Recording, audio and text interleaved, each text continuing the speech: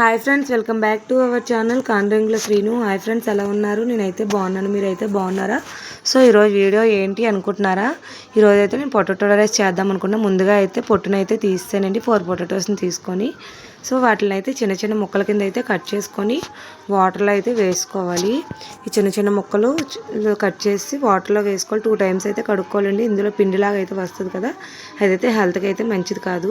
So అందుకని 2 times అయితే నీట్గా అయితే వాష్ చేసేసుకోవాలి. సో తర్వాత అయితే ఇదైతే లంచ్ బాక్స్లోకి గట్టన చాలా ఈజీగా అయితే అయిపోతుంది. సో ముందుగా అంటే ఆనియన్స్ని, పచ్చిమిర్చిని తీసుకొని కరివేపాకు కూడా తీసుకొని పోపు దినుసులు అయితే తీసుకొని రెడీగా అయితే పెట్టేసుకున్నాను. ఆనియన్స్ని కట్ చేసుకొని పచ్చిమిరకాయలు కూడా కట్ చేసి అయితే ప్లేట్లో పెట్టుకున్నాను. సో ముందుగా అయితే రైస్ని అయితే కుక్ చేసుకోవాలి. రైస్ మొత్తం కుక్ అయిపోవాలి. తర్వాత దీన్ని అయితే చల్లారబెట్టుకోవాలి. పొటాటో రైస్ కదండి చేద్దాం అనుకుంటున్నాను. ముందుగా అయితే రైస్ని అయితే వార్చేసుకోవాలి. సో తర్వాత అయితే స్టవ్ మీద ప్యాన్ అయితే పెట్టి స్టవ్ అయితే వెలిగించి ప్యాన్ పెట్టానండి. పెట్టి ప్యాన్ అయితే హీట్ అవనిద్దాం. సో తర్వాత అయితే అందులో 2 టేబుల్ స్పూన్ ఆయిల్ని అయితే వేయాలి. ప్యాన్ అయితే హీట్ ఎక్కింది. తర్వాత 2 టేబుల్ స్పూన్ ఆయిల్ వేసి ఆయిల్ కూడా కొంచెంసేపు అయితే కాగనిద్దాం. సో తర్వాత అందులోనైతే పోపు దినుసులు, ఇది కొంచెం ఫ్రై కదండి, దీనికి కొంచెం ఆయిల్ ఎక్కువే పడుతుంది. సో నేనైతే ఇందులో పోపు దినుసులు అయితే వేస్తాను ముందుగా. తర్వాత పచ్చిమిర్చి, ఎండుమిరపకాయలు, కరివేపాకు, పోపులు అన్నీ కూడా ముందైతే వేసి ఫ్రై అయితే చేసుకోవాలి. సో లాస్ట్ని అయితే ఆనియన్స్ వేసుకోవాలి. మొత్తం పోపులతోని ఆనియన్స్ మొత్తం అయితే ఫ్రై అయితే చేసుకోవాలి. నీట్గా మొత్తం గోల్డెన్ షేడ్లో వచ్చే వరకు కలుపుతూ ఫ్రై అయితే చేసుకోవాలండి. సో ఇదైతే లంచ్ బాక్స్లోకి చాలా బాగా అయితే ఉంటుంది. చిన్నపిల్లలకి స్కూల్కి అయితే పెడితే చాలా బాగా తింటారండి ఇష్టంగానే. సో ఇదైతే నేను చాలా బాగా అయితే మా పిల్లలు ఇష్టంగా తింటారు. సో రైస్ అయితే కుక్ అయిపోయింది. దీన్ని అయితే వాష్ చేసుకోవాలండి. వాష్ చేసుకొని చల్లారబెట్టుకోవాలి పక్కనైతే. సో పోపులు అయితే ఆనియన్స్ అవి కూడా బాగా ఫ్రై అయితే అయిపోతున్నాయి.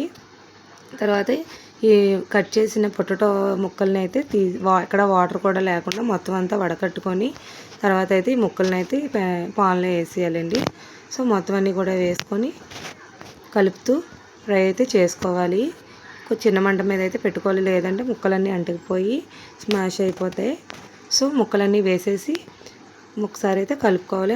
రైస్ అయితే వాచేసిన తర్వాత సో దీంట్లోనైతే చిన్న పసుపు గుండ అయితే వేసుకొని ఫ్రై అయితే చేసుకోవాలి. సో పసుపు అయితే వేసి ఒకసారి మొత్తం అంతా కూడా కలిపేసుకోవాలి. చిన్న మంట మీద అయితేనే ఫ్రై చేసుకోవాలండి, లేదంటే ప్యాన్కి మొత్తం ముక్కలన్నీ కూడా అడుగు పట్టేస్తుంది. సో మొత్తం అంతా అలా కలుపుతూ కొంతసేపు అయితే చిన్న మీడియం మంట మీద అయితే మనం ఫ్రై అయితే చేసుకోవాలి. సో చూడండి, కొంచెం సాల్ట్ కూడా వేసుకోవాలి. వేసుకుంటే మనకి బేగా అయితే కుక్ అయిపోతాయి. రైస్ కూడా చల్లారబడిపోయింది. సో ఇందులో అయితే కారం అది కూడా మనకు తగినంత కారం కూడా కావాలంటే వేసుకోవచ్చు. ఇది గరం మసాలా అది కూడా వేసుకోవచ్చు అండి. చాలా బాగుంటుందండి, పిల్లలు చాలా ఇష్టంగా అయితే తింటారు. సో నేనైతే ఫ్రై అయిపోయిందండి. దీంట్లో అయితే రైస్ అయితే యాడ్ చేసుకున్నాను. యాడ్ చేసుకొని సాల్ట్ తగినంత వేసుకొని నిమ్మకాయ కూడా పిండుకొని ఫ్రై అయితే చేసుకోవాలి. టేస్ట్ అయితే చాలా బాగుంటుందండి. మీరు కూడా ట్రై చేసి ఎలా వచ్చిందో నాకైతే కామెంట్ చేయండి. సో వీడియో నచ్చినట్టయితే లైక్ చేయండి, షేర్ చేయండి. మళ్ళీ సరికొత్త వీడియోతో మీ ముందుకు వస్తాను. Okay, bye.